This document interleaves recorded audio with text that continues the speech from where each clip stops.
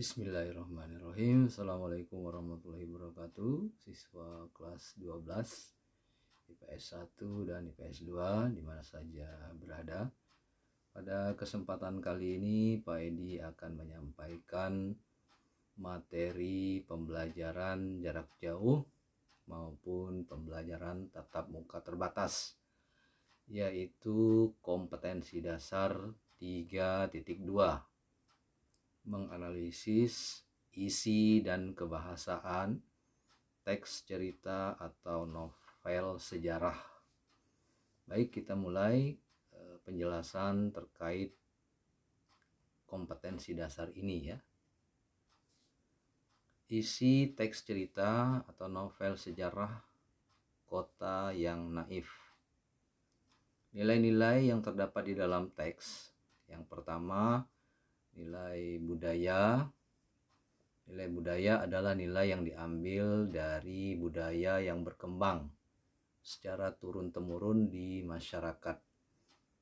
Contohnya, pada kutipan teks berbunyi, karena dia sendiri asli orang Belantik, satu hal yang dipahami inspektur tentang penduduk Belantik adalah jika ada masalah, mereka cenderung menyelesaikannya secara kekeluargaan. Mereka bukan orang-orang yang kasar, mereka berjiwa humor, tak suka melanggar hukum, dan respek pada otoritas.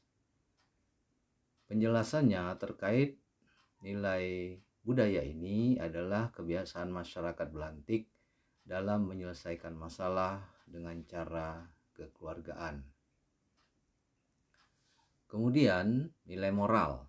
Nilai moral adalah nasihat-nasihat yang berkaitan dengan budi pekerti, perilaku atau tata susila yang dapat diperoleh pembaca dari cerita yang dibaca atau dinikmatinya. Contohnya dalam kutipan teks, barangkali dia dilanda semacam paradoks tanggung jawab. Guru yang semua muridnya pintar merasa tak berguna. Wasit yang tak mengeluarkan kartu merah merasa makan gaji buta. Kesempurnaan memaknai hidup manusia, ketidaksempurnaan melengkapinya. Bagi inspektur penegak hukum yang tak beraksi, ibarat pemain organ tunggal yang tak bisa membawakan lagu Terajana. Inspektur merasa dirinya adalah penegak hukum yang dilahirkan ke dunia ini untuk selalu berteriak, angkat tangan, dan jangan bergerak.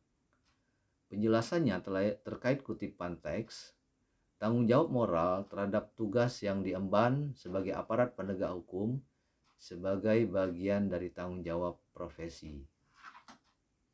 Selanjutnya, tema atau pokok cerita.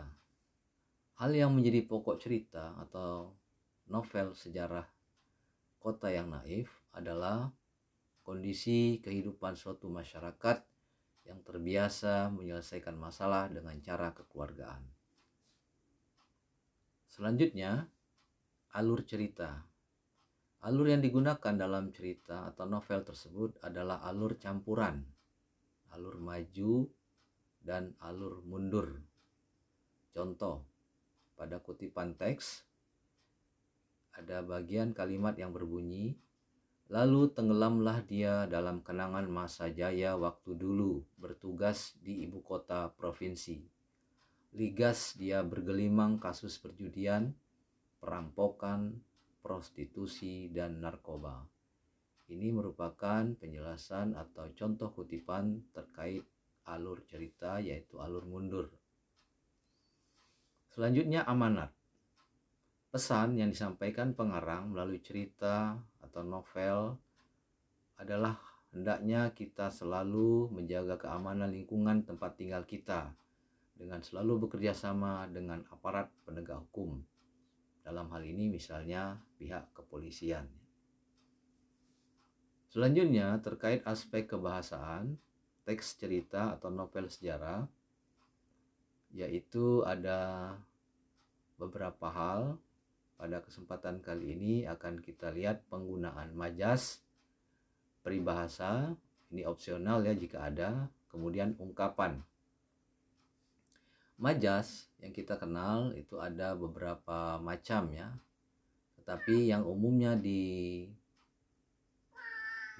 oleh penulis dalam karyanya, seperti pada contoh Kota yang Naif, kita mengenal ada majas personifikasi. Contohnya pada kutipan, setelah hujan tadi, sinar matahari terjun lagi. Kemudian kalimat yang berbunyi, tersisa 2 jam menjelang senja, namun matahari masih menyala. Bagian kalimat 1A dan B yang dicetak miring, yaitu sinar matahari terjun lagi, kemudian matahari masih menyala, itu menunjukkan majas personifikasi. Kemudian majas metafora. Majas ini menggambarkan perbandingan suatu objek dengan objek lain yang memiliki sifat sama, namun dalam bentuk kiasan. Nah, yang ditampilkan pada contoh ini bukan diambil dari kutipan novel Kota yang Naif ya. Contoh A, hati-hati dengan tikus berdasi yang berada di sekitar Anda.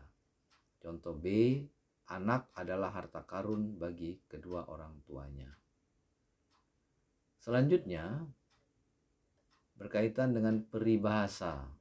Peribahasa merupakan kelompok kata yang mempunyai susunan yang tetap dan mengandung aturan berperilaku, nasihat, dan juga prinsip hidup, perbandingan, dan perumpamaan.